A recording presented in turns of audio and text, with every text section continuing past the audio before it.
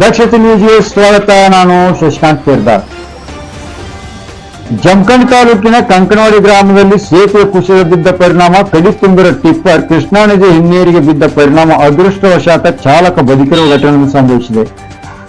Tipper ಚಾಲಕನನ್ನು ಗ್ರಾಮಸ್ಥರು ಹಗ್ಗದ ಮೂಲಕ ರಕ್ಷಣೆ ಮಾಡಿದ್ದಾರೆಂದು ಗ್ರಾಮಸ್ಥರು ತಿಳಿಸಿದ್ದು, ಕಂಕನವಾಡಿ ಗ್ರಾಮಸ್ಥರು ಪ್ರತಿನಿತ್ಯ ಜಮಖಂಡಿಗೆ ಹೋಗಬೇಕಾದರೆ ಮುಖ್ಯ ರಸ್ತೆಯಾಗಿದ್ದು, ಈ ರಸ್ತೆ ಮಧ್ಯಭಾಗದಲ್ಲಿ ಸೇತುವೆ ಇದ್ದ ಕಾರಣ ಗ್ರಾಮಸ್ಥರು ತಮ್ಮ ಜೀವನವನ್ನು ಕೈಯಲ್ಲಿ ಹಿಡಿದುಕೊಂಡು ಹೋಗುವ ಪರಿಸ್ಥಿತಿ ಸುಮಾರು ವರ್ಷಗಳಿಂದ ನಡೆದಿದೆ.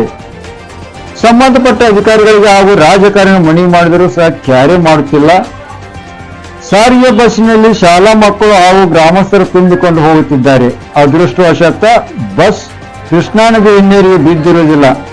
ಇಲ್ಲದೆ ಹೋದರೆ ಭಾರೀ ಅನಾಹುತ ಸಂಭವಿಸುತ್ತಿತ್ತು ಎಂದು ಗ್ರಾಮಸ್ಥರು ಜನಪ್ರತಿನಿಧಿಗಳ ವಿರುದ್ಧ ಹಾಗೂ ಅಧಿಕಾರಿಗಳ ವಿರುದ್ಧ ತಮ್ಮ ಆಕ್ರೋಶವನ್ನು ವ್ಯಕ್ತಪಡಿಸಿದ್ದಾರೆ.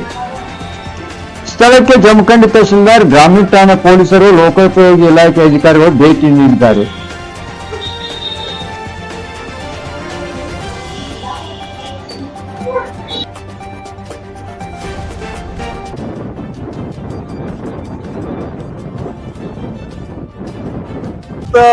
ನಾಲ್ಕರಾಗ ಇದನ್ನ ಪೂಲ್ ನಿರ್ಮಾಣ ಮಾಡ್ಯಾರು. ಅಲ್ಲಿ ಹಿಡಿದ ಇಲ್ಲಿ ತಕ್ಕ ಮೊದಲ ಫಸ್ಟಿಗೆ ವಾಹನಗಳ ಸಂಖ್ಯೆ ಕಮ್ಮಿ ಇತ್ತು. ಆಗ ಏನ ನಮ್ಮ ಸ್ಪಷ್ಟವಾಗಿ ಹೇಳ್ಬೇಕು,